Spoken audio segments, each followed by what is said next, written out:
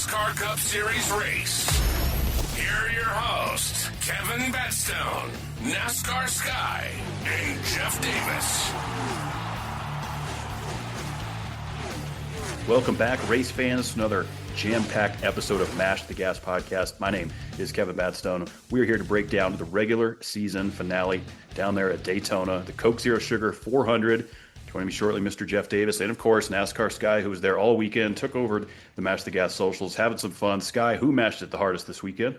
I'm very excited to give this to Ryan Blaney. I mean, it's awesome to give it to a Penske guy. I mean, he came from, 13th to first on the last restart there? I mean, that was just intense. You can't really give it to anybody else besides him, I don't think. But yeah, definitely Ryan Blaney mashed the gas the hardest. It was a really good race. I had a really fun time watching it. Not as much fun as you did, Sky, but it was great. I mean, we had 19 different leaders and 44 lead changes. And Penske, for the most part, other than the finishes, Blaney, obviously got the P1. And, Joey and Cindric just didn't quite have it at the end. But Joey Logano and Ryan Blaney both tied for the most laps led at 27 laps. So big congratulations to Ryan Blaney getting a second win of the year.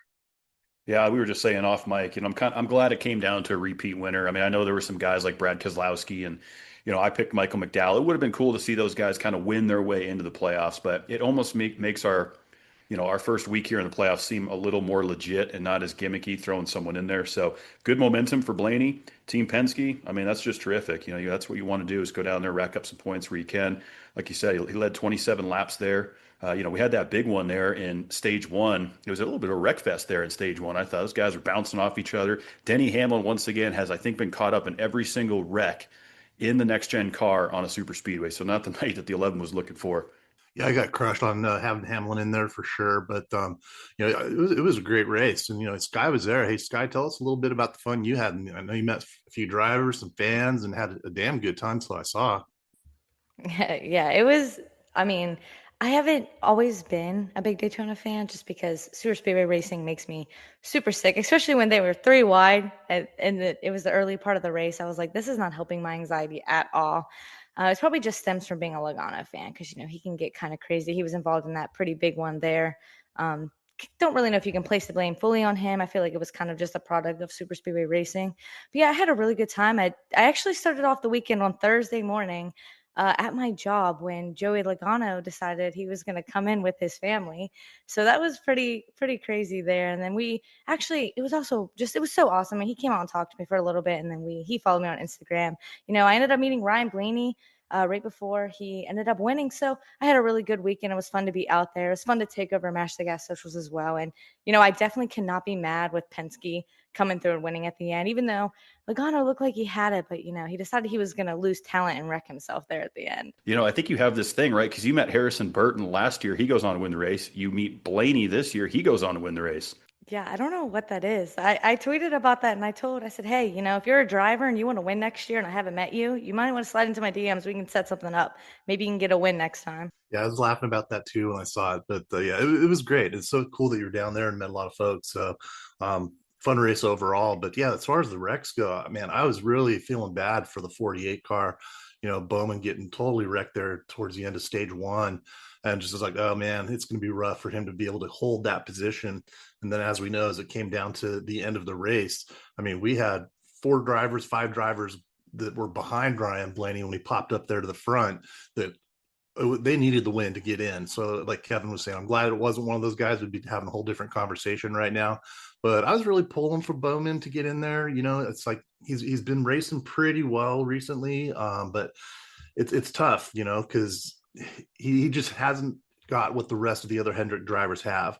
So now that Hendrick has all 4 of their cars and Penske has their 3 cars in there, we got a few scragglers in there in between. But I'm excited to start the playoffs. Yeah, I bet it would have been great if we had a camera on Alex Bowman. I wanted to see, because look, he only ran 27 laps and he was just sitting in the hauler or his RV there for that last, 2/3 of the race. He's sitting there going, am I going to get in or am I out? No control of his. He's just hoping that he gets a repeat winner. And someone said when he came out, to do some MRN interviews and some press releases that he was shaking like a leaf. The adrenaline is so intense. So the fact that he's in is great. It's kind of a shot in the arm. It's a fresh start. He can go out, get himself a win here in the next 3 weeks, and then Bowman's right back in this thing. Bowman did. It was like a few months ago. I mean, I feel like the last few months or last few races anyway, he's kind of fell off. I remember probably end of spring. I'm pretty sure all four of the Hendrick guys were like competing for who was leading the regular season. So Bowman kind of fell off there. I hate to see that, especially what happened last year with him in the playoffs. So I hope that, he kind of got saved. It's funny how that worked. He got kicked up. Logano last year came and took his place. Blaney saved him this time. So hopefully he takes that and he runs with it. And he can really show what he's made of. Like I said, we talked about it last time. His contract, I think, is up in 2026 or it's up this year, something like that. So he's really got to either show off for other teams or show Hendrick why they got to keep him in that 48.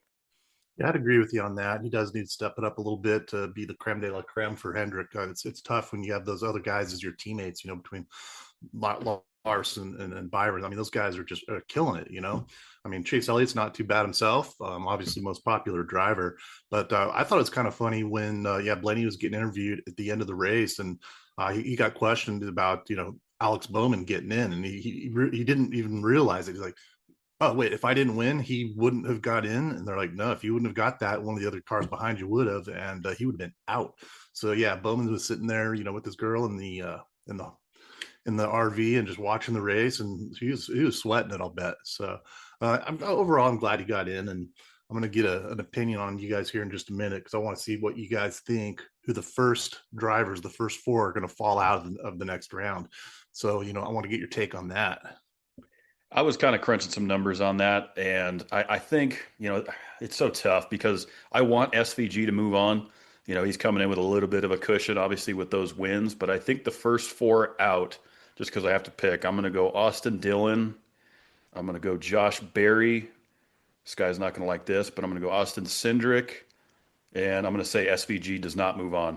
I'm in the middle of crunching my numbers. I'm going through each round and kind of averaging out. It's not perfect, so I don't quite have exactly who I have going out the first round. I think for sure Austin Dillon. I mean, no offense to the 3 team or anything, but I don't think they'll make it very far. And I will say this: the only other person I have going out, and I think I'm going to keep this no matter what. And this might be a little bit of a shock, but I think Tyler Reddick is going to be a first round exit. There's so much stuff happening with that lawsuit behind the scenes. I read somewhere earlier that there's a lot of sponsors like wanting to pull out, or there's some sponsorship issues going on with the 45 right now. And I think just looking at the tracks, and I averaged his last few finishes there, he comes in like dead, like 12th. So I don't know. I feel like Tyler Reddick. That's the only 2 I know for sure, though. Well, Kevin stole it from me. He had the exact 4 that I was going to pick. I was like, it's because looking at it right before we got on mic, and I agree. Dylan, Barry, Cindric, and SVG are on their way out. Because you look at Logano and Chastain and Bowman, it's like they've got the speed, and SVG, if he's finishing below 20 on average on ovals, he's going to have a really rough time trying to make it through the next round. Now, if there was a road course in this first round of 3, I'd have a different opinion. But as far as who I think is going to go out, yep, Kevin and I are on the same page.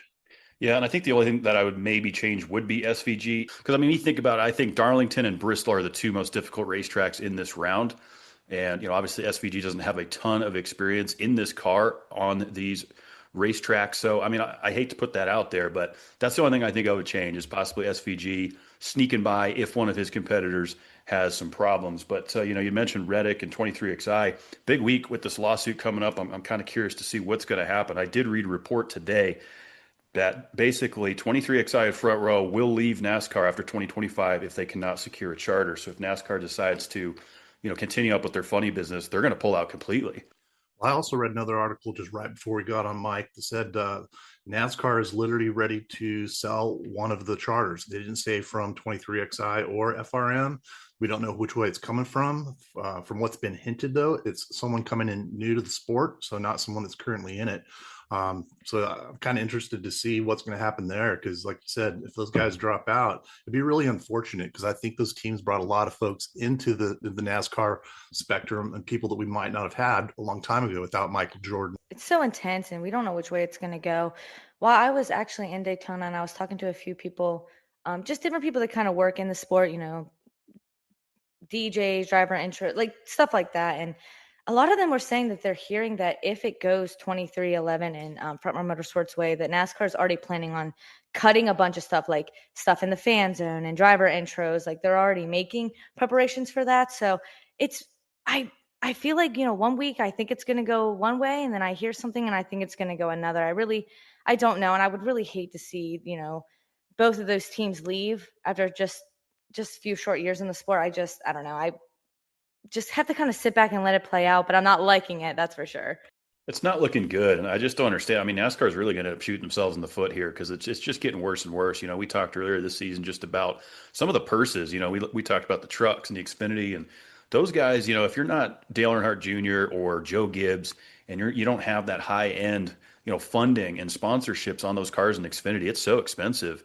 To run down there, and there's no purse. These guys have a difficult time not only paying their employees, but travel expenses, getting the race car down, and the logistics of it. It's amazing that some of those lower funded teams, we were talking with David Starr in Texas. He runs one or two a year just because of how difficult it is to fund these race cars. And NASCAR needs to put more money, I believe, back in the drivers and the teams' pockets so we can keep bringing great race cars to the track. Keep these guys. Everyone needs to be paid properly. I was hearing a statistic. Parker Kligerman, which we'll talk about in a minute here, getting the win / Connor Zilich. He makes more money doing what he does for the NBC broadcast than he would being a full-time Xfinity Series driver. It's just insane. Yeah, and that's just not a good look for the sport. I mean, it's hard to bring people in. It's hard to keep personality in because personality is expensive. In a way, I mean, you're gonna how do I word this? Like you're gonna probably have to deal with some fines here and there. Not even just that aspect, just putting that driver out there that has that personality. I mean, that's gonna cost money to do. Meet and greets and all these different types of things to kind of grow a team. I mean, that takes money, and NASCAR's just being very stingy right now, and that's why I don't like when I heard that they're talking about, oh, well, if it goes 23-11's way, Front Row Motorsports, then we have to pull driver intros and the fan zone and the DJs, and it's like, no, you probably don't need to do that. You probably for sure have the money to keep those things going. I don't understand the stinginess that is kind of in NASCAR right now. I just don't get it. Yeah, it's terrible what NASCAR is kind of doing. I mean, if they pull away all that stuff that you were just mentioning, I mean, that's some of the things that separate NASCAR from other pro sports is that fun that the fans get to have and the access to the pros, the drivers, and being able to get autographs and the concerts and everything. I mean, it's just a blast when you're down there on the infield, especially. So, when and like you were mentioning driver appearances and things like that, it'd be super lame for NASCAR to pull that type of funding. And we've been talking about it all year long about the truck series. I mean, unless you actually win the race, you're almost having to pay just to get in. But one good thing I did see a couple of days ago was Ram Trucks is now going to be in the series next year, and RCR is going to be hiring 50 new employees just to help with that team. So it's going to be really cool to see Ram Dodge back into the series again. I know it wasn't Ram back then, but getting Dodge back into the system, it's been a long time coming, and I want to see what they can do.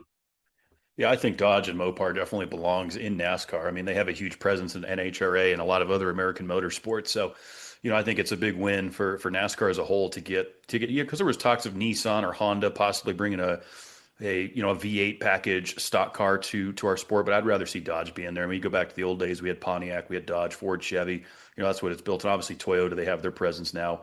So that's going to be exciting, for 2026. And of course, we had the schedule come out, guys. The 2026 schedule is official. Of course, we had rumored that Chicagoland, Oval was going to be back. It is. Watkins Glen gets moved to the spring. New Hampshire's out of the playoffs next year. A couple other things. Obviously, Homestead is now the championship. We already knew that going forward.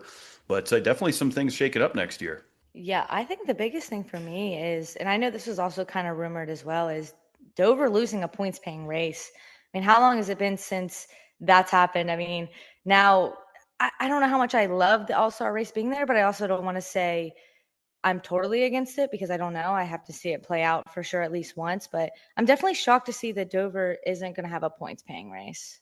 Yeah, I think it's unfortunate. I mean, Dover and that market out there is always been big for NASCAR. I mean, there was a time where we would run there twice. They were in the playoffs. They had a spring race. I don't know if it was based off an attendance thing. I mean, we saw this happen, Jeff, down in Texas when Texas lost their second race. They picked up an all-star race, and it was like 107 degrees out. So it's going to be interesting. I've heard a couple different rumors that they're going to put temporary lights in because obviously we normally have the All-Star race under the lights unless it's a rain out. That's going to be interesting in itself. And the other thing that Dale Jr. and Denny both said is Dover is a track that you need long runs for tire fall off, for the passing to start to come in. These guys are just going to be running around on these short runs for the All-Star race. So I don't love that move. I love that North Wilkesboro gets a points race. I think now we can really get, a full flavor of what that's going to look like. But Dover All-Star, not digging it.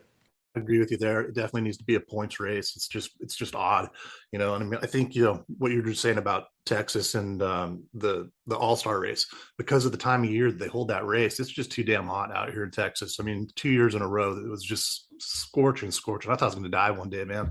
About passed out. Old Scott Protz is there with me and is grabbing some water for me. So, I know Kevin had a little bit of problem with it, last year. So it's just too hot. But I think Texas, it's weird how we've seen a lot of tracks gain some fans, like TMS. This is their best year they've had. I think it said like 8-9 years, and then we look at Kansas, which has always been a really good race. I love Kansas. It's a great track. It's easy to get in and out of. Just a lot of good stuff right around that area to go do. And the attendance was terrible this year for the race. So, if they go, I know they didn't do it, but I was like, man, are they going to pull Kansas? Are they going to pull Kansas, a race from them? So it'll be interesting to see what they do in the 2027 season with Kansas. But for right now, as we know, we're safe with it. They're in round 2 of the playoffs, and then about 10 races in. So good race in there. But one thing I thought was interesting about the new schedule is I was really surprised that, being that we're going to San Diego on June 21st. We've talked about it the last couple episodes. Super cool. Can't wait to go see it. I might even go down there because my company's based out of there. So I might go head down, check that track out. But I thought they'd kind of pull the Chicago street course off. And so when they added Chicagoland and San Diego, I just thought it was kind of interesting to see the change up that they did. Yeah, it's an interesting schedule for sure. I just have to see it play out. I do like from I try to, one thing I liked Mexico, but one thing I didn't like about Mexico was the travel on the teams. Like, I feel like it's just not even just the money aspect, but just the amount of time and where and all of that. So I do like that they have San Diego, Sonoma back to back there to kind of save the teams from having to go cross country. You can just stay over there for 2 weeks, get it done and out of the way. I do like that. I'm excited to see Chicagoland. And the one thing that I'm really not going to like, and I know this probably won't change for a while, especially because this Daytona apparently was the biggest crowd they've had in a few years at the Coke Zero Sugar. So I hate that it's the finale. It's just, I don't like it. I don't like where Talladega is this year in the playoffs. I just wish they would get these super speedways figured out so they're not so determining on the playoffs. I just don't really like that much. Yeah, it looked like it was a good crowd. I was going to ask you because you were there, obviously, and the energy seemed good, and the fans turned out, which that's a good sign. I mean, Daytona being the birthplace of NASCAR. I mean, we raced on the beach there many, many moons ago, so it's cool to see that they still have strong fan attendance. But yeah, the schedule, we're just going to have to see how it pans out. I'm fine with moving the Glen to the spring. It kind of breaks. We have like our road course part of the year, right? Because as we said, you go from San Diego up to Sonoma, so like the West Coast swing, if you will, of road courses, and then we have a nice long stretch through the summer of our typical ovals and Indy and all the normal tracks that we're used to. But I've been saying for 3-4 years now, we need Daytona to go back to the 4th of July weekend. That's what it always was. We'd run the 500 in February. We'd come back for the 4th of July weekend. I'm fine with other racetracks getting it, but let's rotate it around a little bit. Here's some insight that I've learned about that actually in Daytona. Apparently, Daytona doesn't want it on the 4th of July weekend. Like, it's just like they say it's too much, like too many people, I guess they're trying to cram into town. Like, Daytona is not a fan of having that race that weekend. At least that's what I've heard in the murmurs down here in Daytona. That's interesting. Yeah, we got some on the ground feedback there, and I could see that. I mean, it's already a big, party travel weekend. There's a lot going on. But yeah, I just, to your point, Scott, I don't want to end the season there. We did it in Richmond for so many years. I feel like Richmond is a better suited style to, last chance into the playoffs. Jeff, you and I were talking about when Gordon got added in as a 13th driver there many moons ago. I would just rather see a short track. Hell, I'd be fine with a mile and a half, just something other than this roll of the dice, wild card, no road courses, no super speedways. It's just not fair to majority of the drivers. I mean, that's one of the other reasons I was glad that Blaney won this race. It's like, I know he's a great guy, and Sky met him. He was totally cool with you as well. Great person, great personality, and we want those kind of drivers being in there. So having Daytona as a cutoff race for the playoffs, it's kind of bullshit. I'm just going to say it like it is. It was a fun race to watch. I enjoyed it. But as far as, a crapshoot to get into the playoffs, it's just not fair to the entire teams. It's just, I just don't like it. At least this year, I will say, because remember last year we had Atlanta, right, in the playoffs. So now we only have one super speedway at Talladega, one road course. It's better. I still am advocating for it to go back to the Charlotte Oval. That's obviously not going to happen next year. I heard there was rumors that we were going to go back to the Oval. The Charlotte Oval just doesn't do much for me. The first year we went, I thought it was pretty exciting. I think Truex won the first time we were there. Maybe it was Blaney because he got wiped out and Blaney took it. But either way, the Roval I'm just not a big fan of. I don't hate the Roval. I don't love the Roval, but I wouldn't mind, I guess, if it stayed. But if it went back to the Charlotte Oval, I think I'd be just as happy as well. I really, really, really do not love Dega as the second race in the round of 8. That to me, I feel like that's too close to the Final Four. That to me just is so gimmicky. Imagine making it, surviving all the way there, like someone like Kyle Larson, Denny Hamlin, and then getting caught up with something at Dega, and then that's it. And you don't end up making it to the Final Four. I don't love how late they have that in the season. If you're gonna have to put a super speedway in there, put it in the round of 16 or something. I don't know. I don't love it. I just feel like I hate to say gimmicky. I hate to put too much criticism on NASCAR, but gimmicky is just the only word I can think for it. I think they're just looking at it as hey, a lot of people that don't watch NASCAR as much as we do. Obviously, our listeners and the three of us, we're diehard fans. It's we love racing. We love NASCAR more than any other sport. It's great. So I think, these super speedways that are 2.5 miles pretty much, they get a lot of attention. There's a lot of carnage, lots of big wrecks. We always talk about the big one at these tracks. But as far as, just your every single day watcher, it's just not as fun. It really isn't. I don't like to roll the dice. We're not in Vegas, well, we do go to Vegas, but and that is in the round of 16. So but yeah, I'm with both of you guys. Take the super speedways out of the playoffs.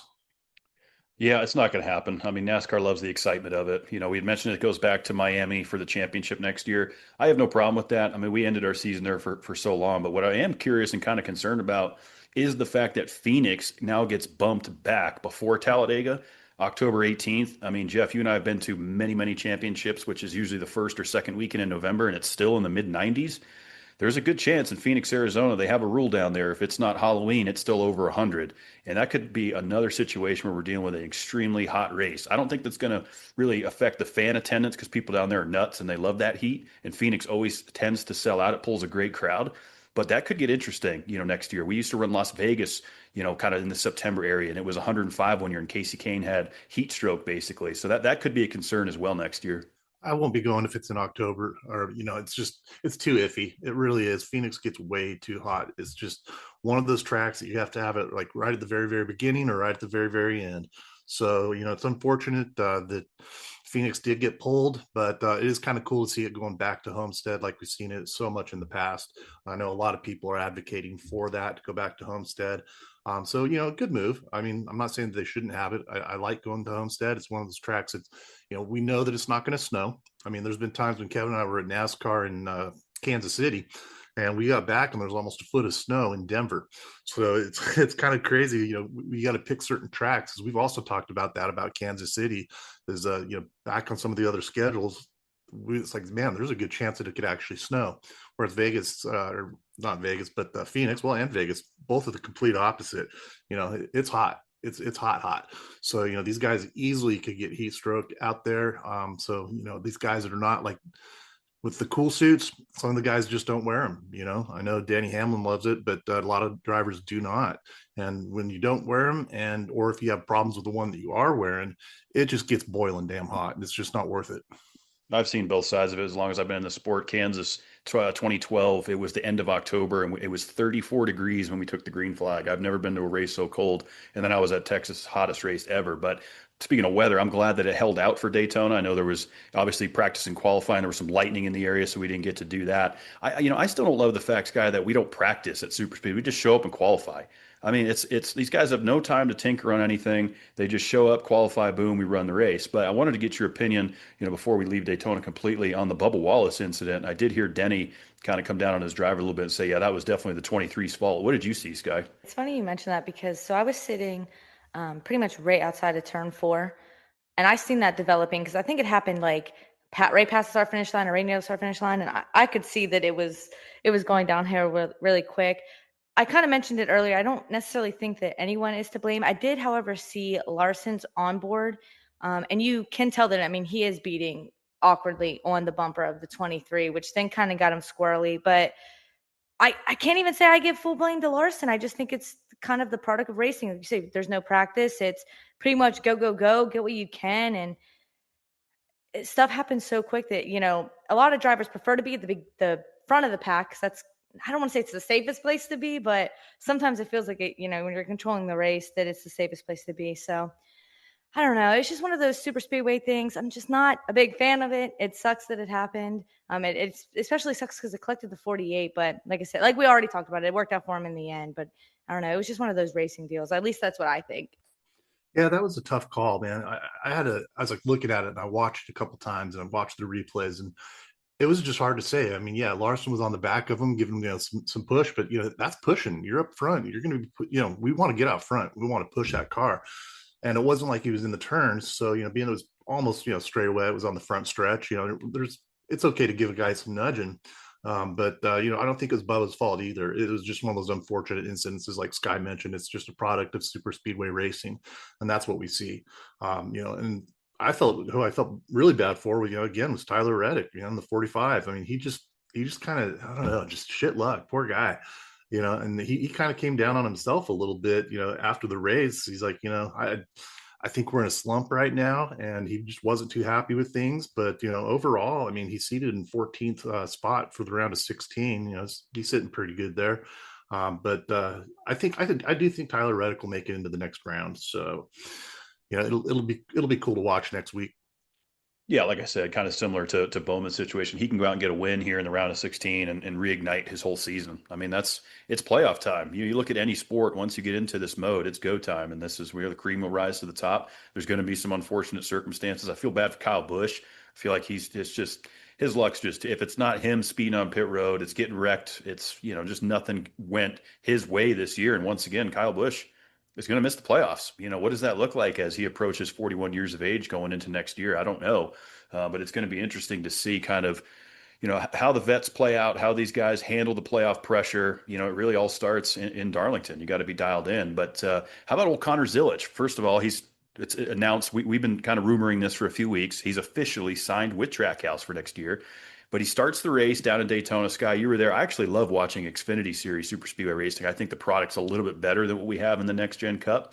But goes out there, Parker Kligerman gets in, wins the race. That was pretty exciting. It was. I'm so happy to see Parker Kligerman win. It is tough that it doesn't count for him. I know everybody else, we're all going to give him credit. I just really like Parker Kligerman, so it was really nice to see him get it done. I do want to mention, though, oh my gosh, Austin freaking Hill. He is, I don't even know. I read a post there because I know he caused pretty much that big wreck there at the end of the Xfinity race. In the last 3 races since his suspension, he has wrecked 25 race cars. Oof. That is just absolutely ridiculous. Like, I can't even believe it. Then he wants to cry that nobody wants to work with him and he wants to blame it on manufacturer. And it's like, nobody, you've wrecked 25 cars in 3 races. Yeah, I'm not the biggest Austin Hill fan. I try to stay pretty neutral being an analyst here and doing what we do, but I just think Austin Hill just always likes to cause riffraff. It's, he complains this and that. We saw what happened in Indianapolis. NASCAR did the right thing by suspending him, but they didn't do the right thing by taking him out of the playoffs. I don't like that move. I mean, we talked about that in the beginning of the year. This is the rule book, right rear hooks, whatever it is, you're out, you're done. You're not in the playoffs, but somehow NASCAR wants him in there. So interesting stuff, Jeff. Yeah, I'm not a big fan of Austin Hill either, but it's cool to see old Connor Zilich in there next year. I can't wait to watch him race. And I saw today that he said he made one of his first big purchases. Now that he's going to be in the Cup Series full time. He spent $650 on a giant Lego set. What did he get, the Lego Titanic that William Byron was doing? Yeah, he did. It was funny. I think he tweeted it to Junebug there, and talking some shit, and tagged old William Byron in there as well. So I thought that was pretty cool. But before we kind of move on here, I did want to talk about the Cup Series as far as the longest active winless streaks that we've got going. Like Kevin, you mentioned a minute ago, Kyle Busch.